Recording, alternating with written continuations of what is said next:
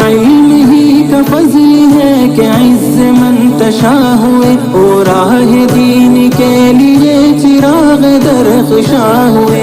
سمجھ لو علم کا یہ راستہ بہت بلند ہے, سنو کہ عالموں کا مرتبہ بہت بلند ہے.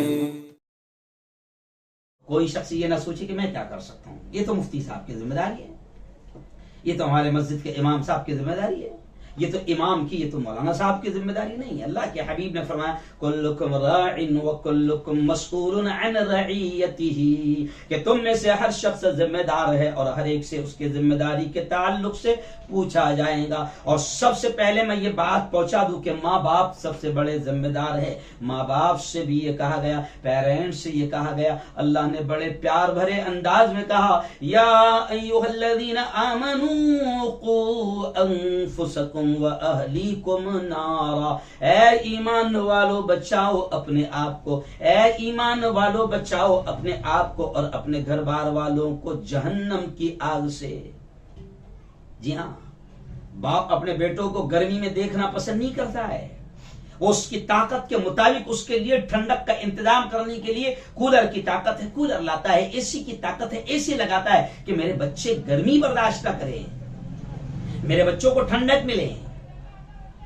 ماں اپنی طاقت کے اعتبار سے کوشش کرتی ہے کہ سردی کے دنوں کے آنے سے پہلے بیٹیوں کے لیے بچوں کے لیے میرے سویٹر کا انتظام ہو جائے.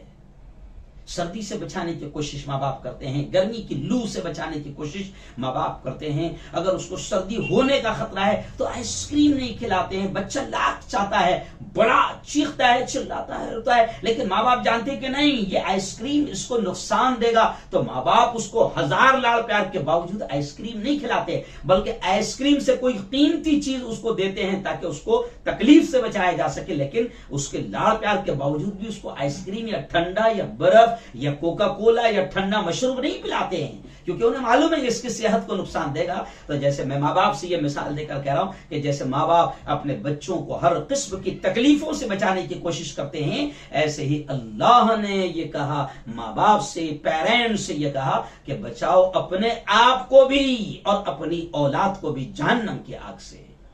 دین مقابل ہو تو علماء کا ساتھ دو, جب سامنے باطل ہو تو علماء کا ساتھ دو, علماء کا ساتھ دو. دین مقابل ہو تو علماء کا ساتھ دو, جب سامنے باطل ہو تو علماء کا ساتھ دو.